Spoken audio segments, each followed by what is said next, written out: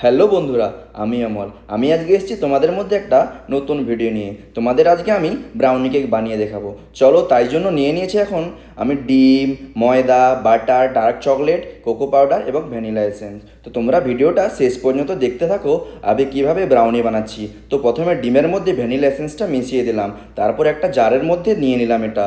তো তারপর তোমরা দেখতেই পাচ্ছ ব্রাউন সুগার এবং হোয়াইট সুগার নিয়ে নিলাম। তোমরা যদি বাড়িতে এভাবে বানাতে চাও সেমভাবে, তো বাড়িতে যদি ব্রাউন সুগার না থাকে তোমরা পুরোটাই কিন্তু হোয়াইট সুগার ইউজ করতে পারো। তারপর তোমরা দেখতেই পাচ্ছ এখন মিক্সচারটা কিন্তু খুব সুন্দর করে মিক্স করে নিতে হবে। তো একটা হুইস্কারের মাধ্যমে আমি এটা এখন মিক্স করে নিলাম। তো তারপরে ডার্ক চকলেট এবং বাটারটা আমি মিক্স করে রেখেছিলাম, সেটা এখন এর মধ্যে দিয়ে এটাকেও কিন্তু খুব সুন্দর করে মিক্স করে নিতে হবে। তোমাদের বলে রাখি, এই যে হুইস্কার দিয়ে মিক্স করছি এটা যদি তোমাদের বাড়িতে না থেকে থাকে তোমরা একটা কাঁটা চামচের সাহায্যেও কিন্তু এটা ভালোভাবে মিক্স করে নিতে পারো। তো দেখতেই পাচ্ছ এখন আমার মিক্সচারটা রেডি হয়ে গেছে।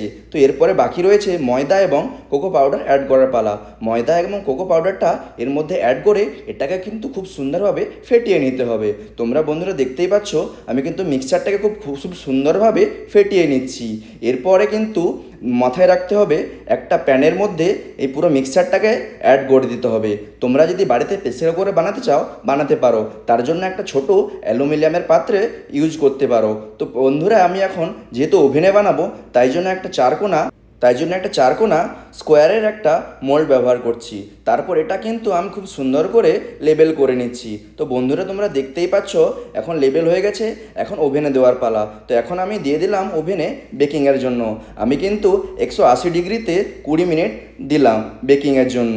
তো তোমরা বন্ধুরা প্রেসার কুকারে ওটা কিন্তু বানিয়ে ট্রাই করতে পারো। তো দেখতেই পাচ্ছ এখন বেকিং কিন্তু কমপ্লিট হয়ে গেছে। তো তারপর কিছুক্ষণ আমি রেখে দিয়েছিলাম বাইরে ঠান্ডা হওয়ার জন্য। তারপর আমি কিন্তু উপর থেকে কিছুটা চকলেট সস অ্যাড করে দিলাম, যাতে এটা খেতে কিন্তু খুব সুন্দর এবং সুস্বাদু হয়। তার জন্য এখানে আমি কিছুটা চকলেট সস দিয়ে উপর থেকে ভালো করে লেবেল করে নিচ্ছি।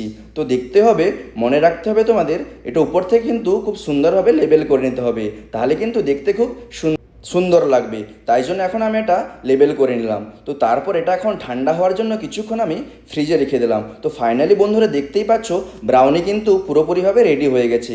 তো তোমরা বন্ধুরা অবশ্যই কমেন্ট করে জানিও ব্রাউনি দেখতে কেমন হয়েছে। তো গাইজ ভিডিও ভালো লাগলে লাইক করতে